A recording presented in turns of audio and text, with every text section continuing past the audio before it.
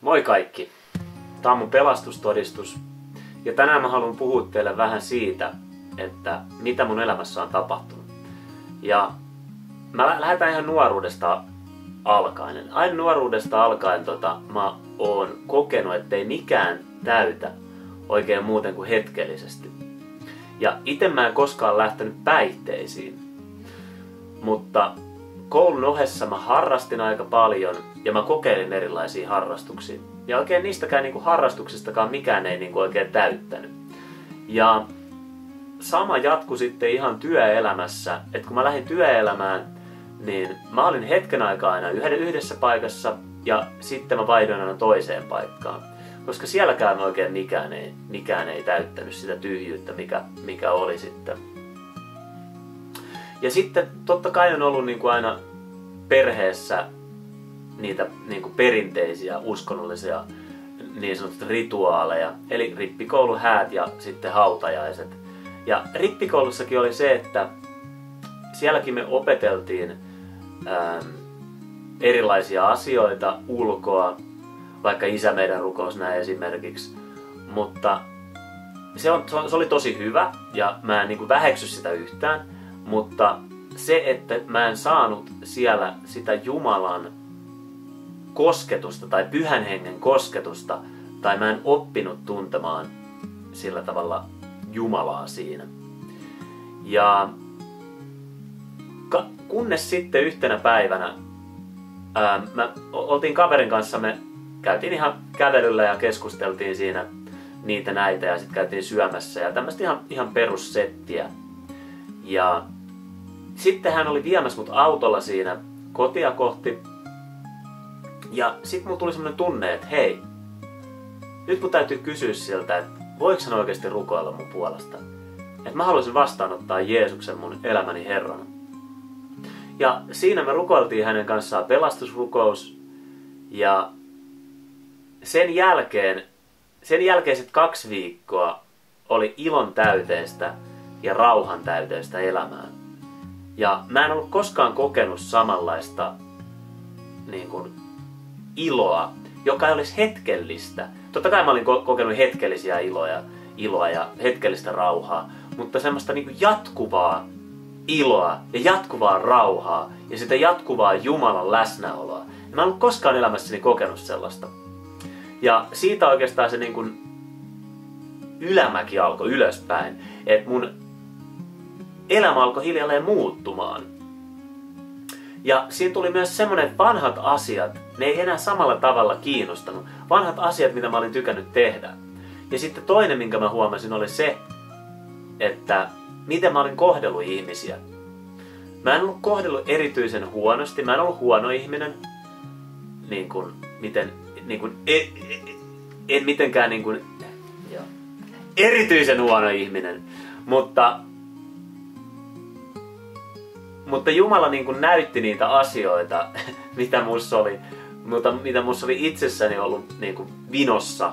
Ja sitä kautta Jumala pääsi korjaamaan näitä asioita. Ja totta kai siinäkin hetkessä täytyy antautua siihen Jumalan muovattavaksi ja muokattavaksi. Ja mä halusin tosissaan tehdä sen työn, joka Jumalan kautta sitten päästiin tekemään minussa, jonka Jumala pääsi minussa sitten tekemään ja toteuttamaan. Ja vielä mä haluan sanoa sen, että kaikki me ollaan erilaisia. Ja toiset voi uudesti syntyä ja tämän pelastusrukouksen jälkeen kokea jonkun valtavan kosketuksen Jumalalta. Ja toiset voi olla sitten, että he ei koe välttämättä mitään. Esimerkiksi just tätä iloa ja rauhaa. Saman tien. Tai sitten esimerkiksi seurakuntaan sitten mentäessä tai muuten, niin se voi olla, että se tulee sitten sitä kautta. Tai sitten se henkilö, eri ihmiset kokee sen eri tavalla. Mutta se ei ole mitenkään väärä asia. Ja kaikki me ollaan erilaisia ja kaikki me koetaan se Jumalan rakkaus eri tavoin. Mutta nyt ihan ennen kuin me lähdetään tähän pelastusrukoukseen, niin mä haluan käydä Psalmi 23 läpi tässä. Tämä on tämmöinen erityinen Raamatun paikka, mikä monelle uskovaiselle on varmasti aivan aika tuttu. Mutta niitä, joille tämä on uusi asia, niin niin käydään heitä luku. Mä otan tosta Raamatun ihan pieni hetki. Ja takaisin. Hei. Eli Herra on minun paimeneni, ei minulta mitään puutu. Viheriäiselle niitylle hän vie minut lepäämään, virvoittavien vetten tykö hän minut johdattaa. Hän virvoittaa minun sieluni, hän ohjaa minut oikealle tielle nimensä tähden.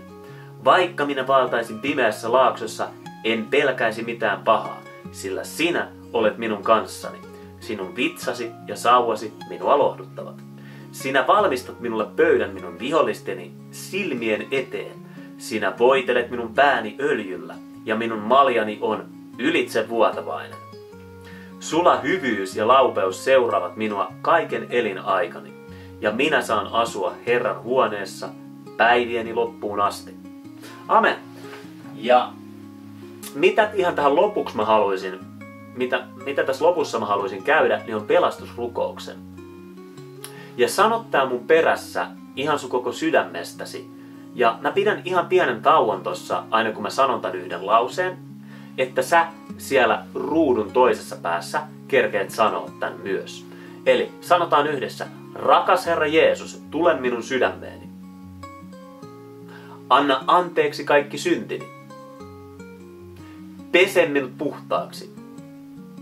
Vapauta minut. Jeesus, kiitos, että kuolit puolestani. Uskon, että nousit ylös kuolleista ja tulet jälleen takaisin minua varten. Täytä minut pyhällä hengellä. Anna minulle hätä niiden puolesta, jotka eivät vielä tunne Jeesusta. Halu oppia tuntemaan Jumalaa ja rohkeus kertoa Jeesuksesta muillekin. Olen nyt pelastunut. Olen uudesti syntynyt. Olen saanut anteeksi ja olen matkalla taivaaseen, sillä Jeesus asuu minun sydämessäni. Ja nyt kun sä rukoilit tämän rukouksen mun perässä, me voidaan olla varmoja, että sä oot pelastunut ja varmoja, että sä olet matkalla taivaaseen. Ja hei, kiitos tosi paljon, että sä katsoit tämän videon. Ja mä toivon ja mä uskon, että sä rukoilit tämän rukouksen mun perässä. Ja hei, kaikkea hyvää sulle ja Herran siunausta. Nähdään taas. Moikka!